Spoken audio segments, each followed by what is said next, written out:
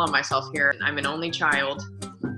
Everything was me, especially when I first got sober. Step 12 looks a lot different for me today than it did when I first came in. I thought to myself, like, why is this happening to me?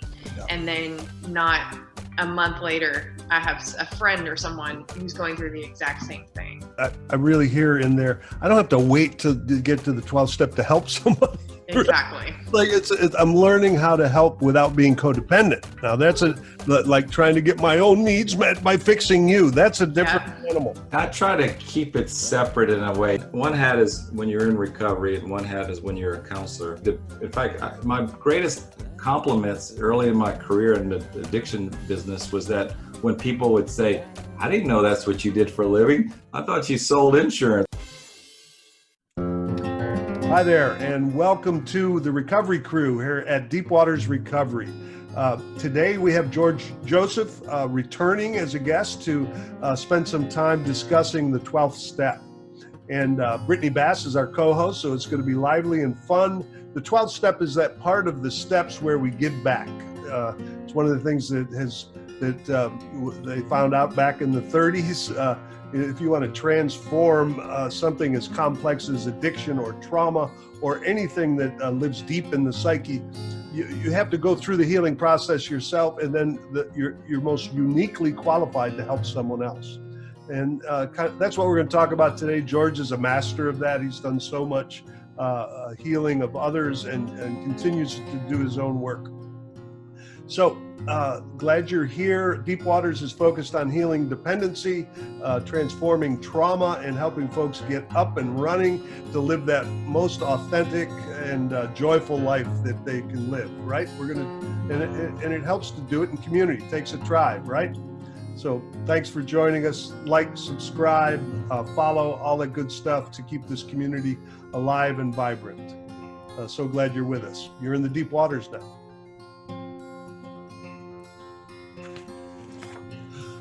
Okay, so look at this. We have the return of George Joseph as our guest this week. He just finished his sandwich. He's cleaning his teeth. It's because of that, not because he just has some kind of a tick. Although he does have some ticks. So welcome back, George. Thank you. And Brittany Bass is our co-host today. Hello. And grateful to have you, Brittany. Welcome. Grateful to be here. Thank you. All right, so today we are focused on the 12th step, not the 12 steps, but the 12th step.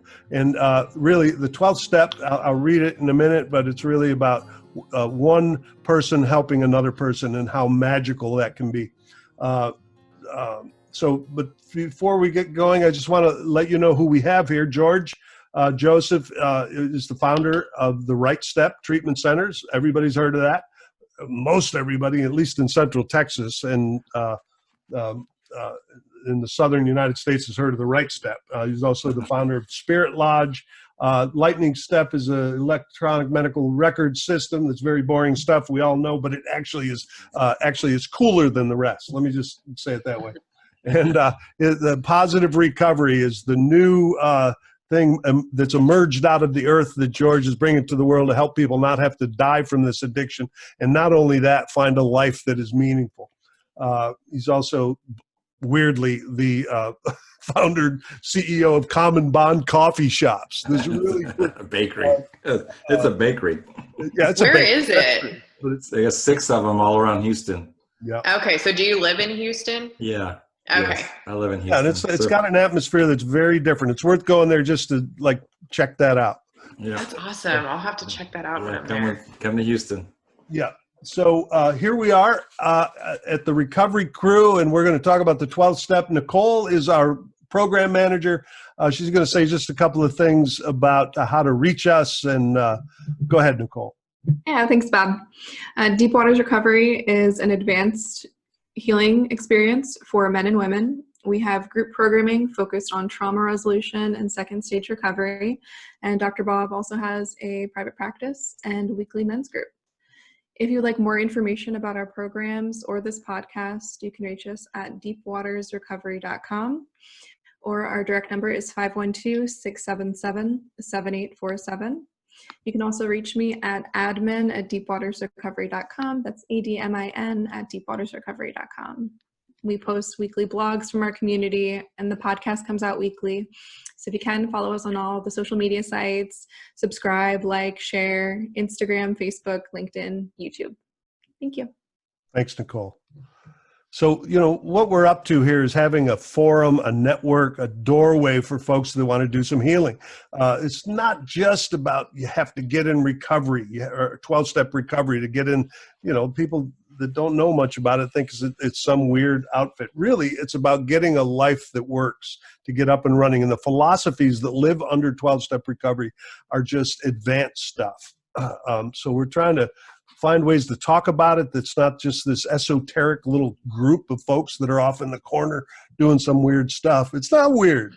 It's a way of life that that is flowing. And those of us that are doing that really want to create a forum for people to interact. And we hope that you will interact with us and send us emails and reach out through the many different social media options that there are to stay connected. So we are on step 12. I'm going to read step 12. Having had a spiritual awakening as a result of these steps, we tried to carry this message to alcoholics and to practice these principles in all our affairs. I just want to make an aside that this philosophy works for all human beings, not just those of us that have identified ourselves as alcoholics. We're our species that has dependencies by nature. We have not all let go of our attachments. So if anybody listening, if you could possibly put this in the category of carrying the message to each other to try to find ways to be more at peace. I think that's kind of the way I would talk about it. So let me do my 30-second or less recap of the steps that lead up to step 12, because they're in order for a reason. You don't want to start with step 12, do you? Now, George might, because he's such a nice guy. He wants to help everybody. No.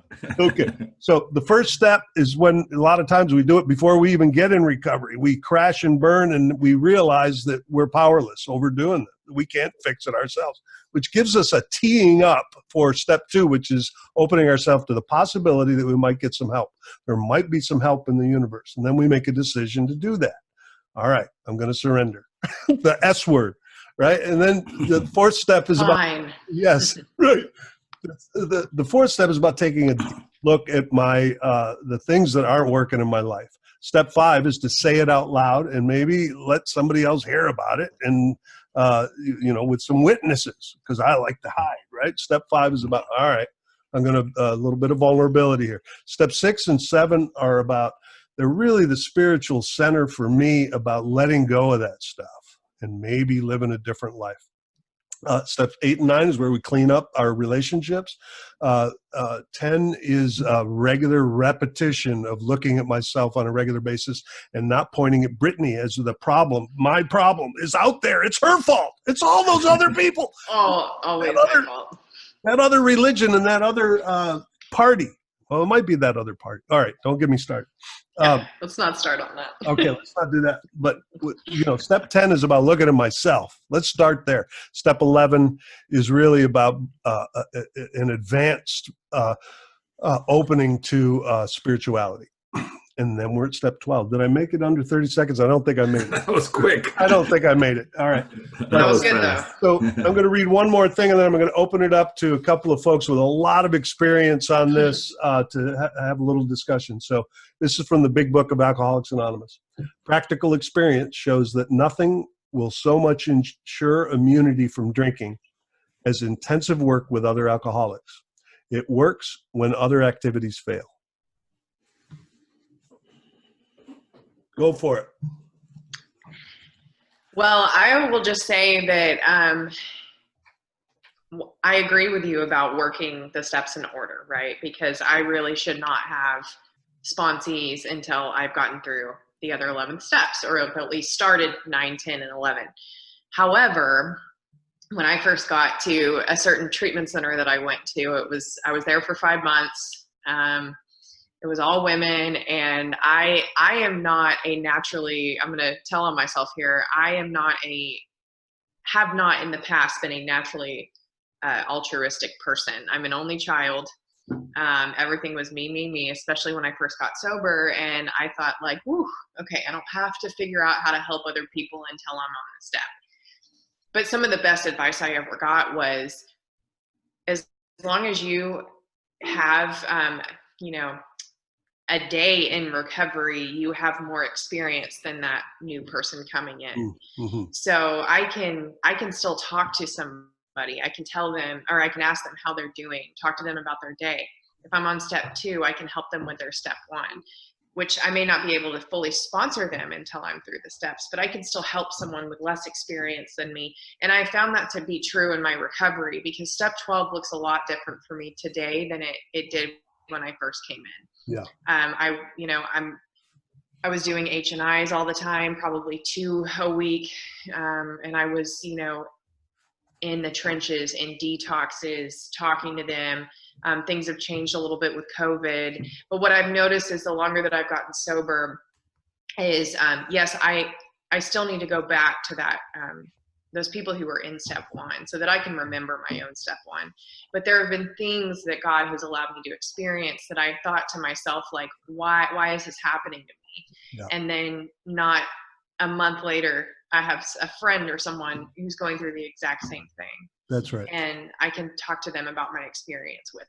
Yeah, I really hear in there, I don't have to wait to get to the 12th step to help somebody. Exactly. Like I'm learning how to help without being codependent. Now that's like trying to get my own needs met by fixing you. That's a different animal. So George, I think you've taken this 12th step to another level, brother. Really, you've made a place for so many people to. I mean, have you ever thought about it in that way, that what you're up to in the world is kind of the 12th step? No, I mean, I try to keep it separate in a way, because early in my career as a counselor, I was told about the two hat philosophy. Yeah. One hat is when you're in recovery, and one hat is when you're a counselor. And so you really keep that separate, and you don't just share your own story. You really want to get into the other person's story. A lot of counselors burn out because all they do is tell their story over and over and over again, and they don't really listen. I only disclose for me is when I think it's absolutely necessary for that specific situation.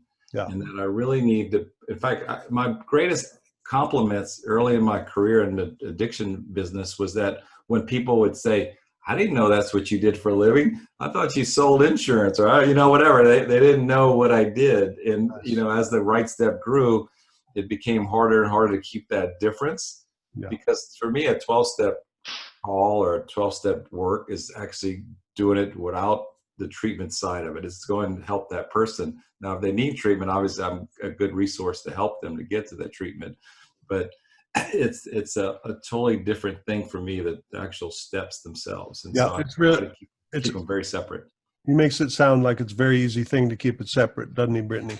It's actually a struggle for all of us, because we're and one of the things I agree with you, it does burn us out sometimes.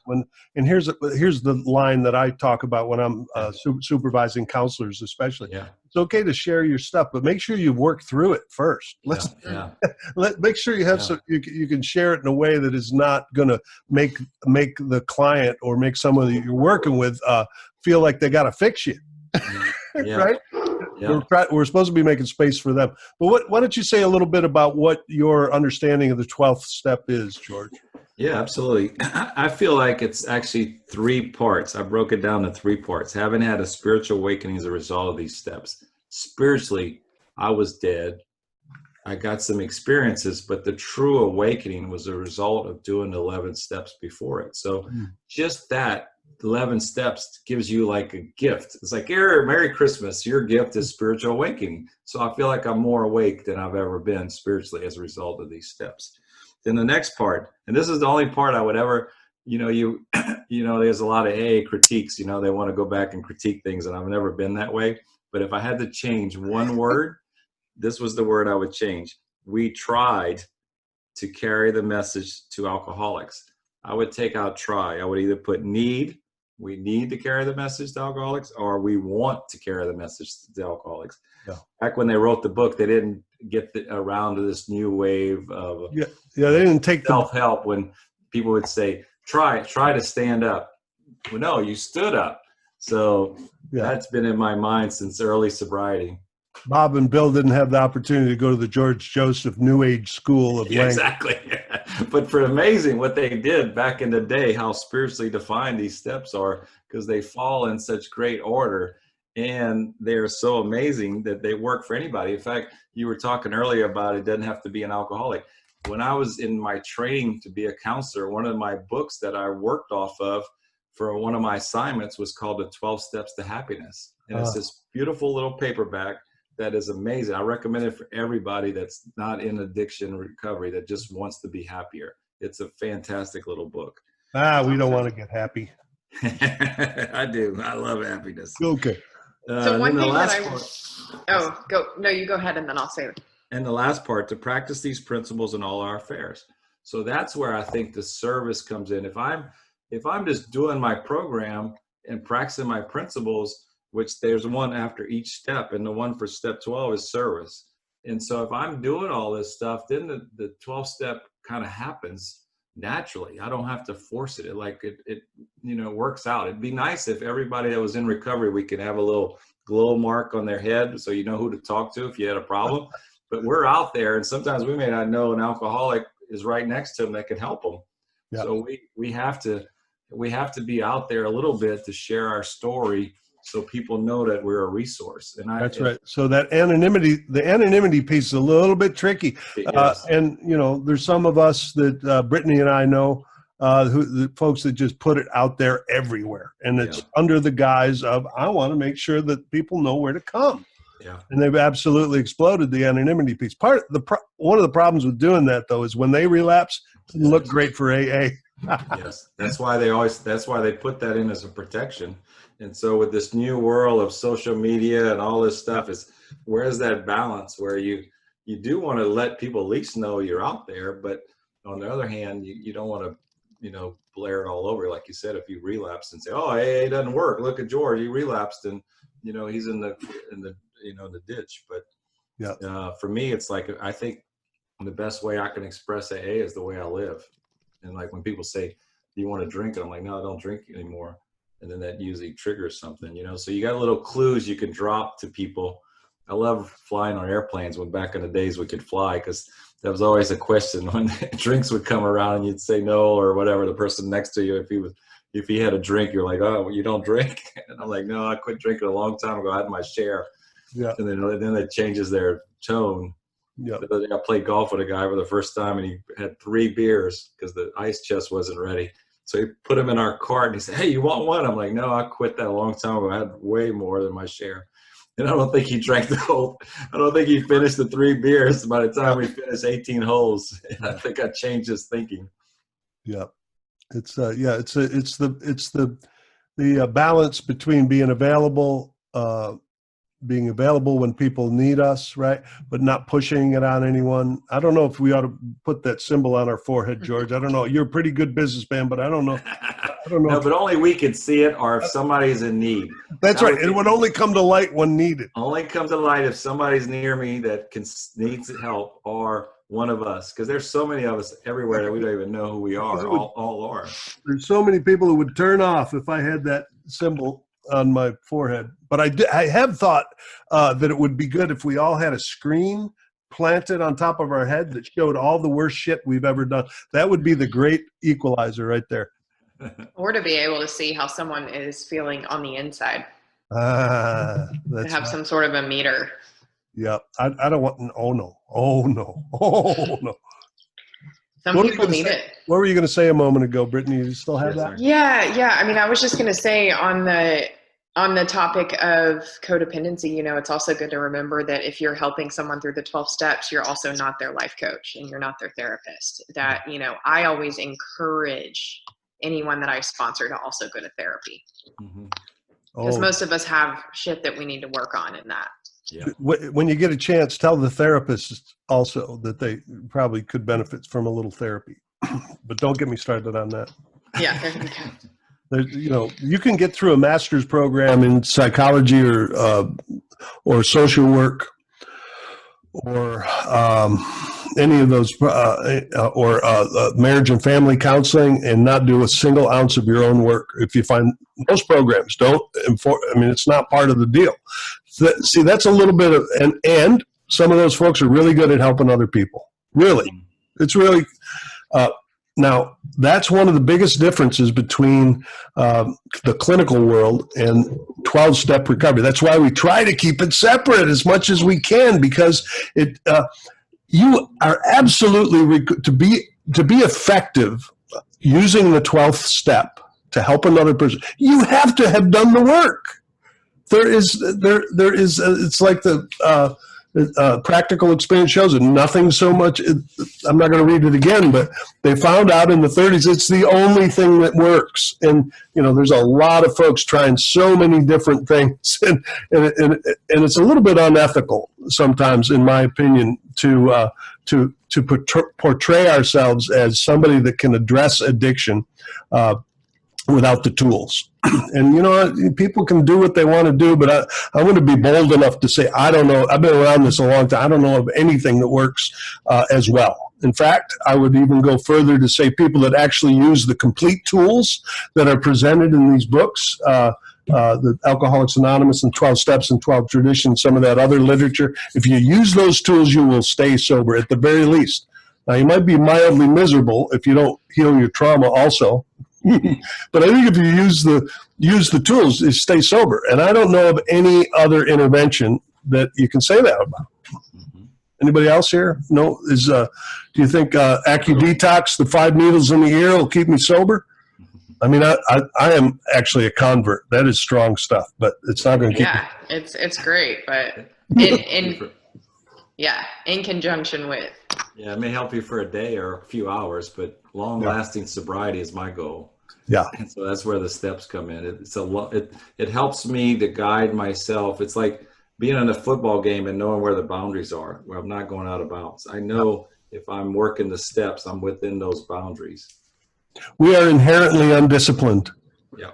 Humans in general. Yeah. Right. And then if you add this piece of acting out wildly, like some of us have, it is hard to get back to a disciplined world. And I'm not, in fact, the word is abhorrent to me, discipline. But for some reason, this is a community of folks that are holding space for me that I can stay within. I don't know, because it's fun, I guess, because we're a bunch of rebels together. Maybe that's what it is. I'm going to read one more thing out of 12 and 12, just because I think it's good poetry. All right. To watch the eyes of men and women open with wonder as they move from darkness into light. To see their lives quickly fill with new purpose and meaning. To see whole families reassembled. Man, I could cry about that. I just listened on NPR of a family that lost their addict son to suicide.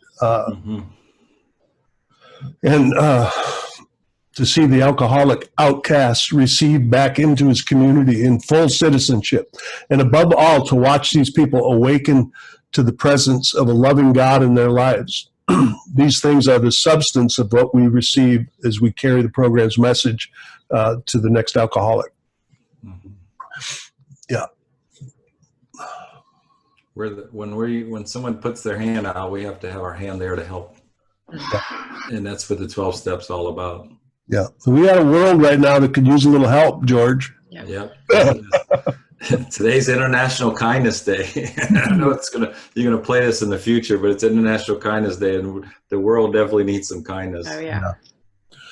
Well, that's why I brought you two. You're two of the kindest people I know. I'm not blowing smoke. It's really a couple of people who are really living this lifestyle of caring about taking care of yourself and caring about other people. And really, that's the essence of what the program is really trying to say. I don't think people think about that at 12-step recovery, that's what it's about from the outside.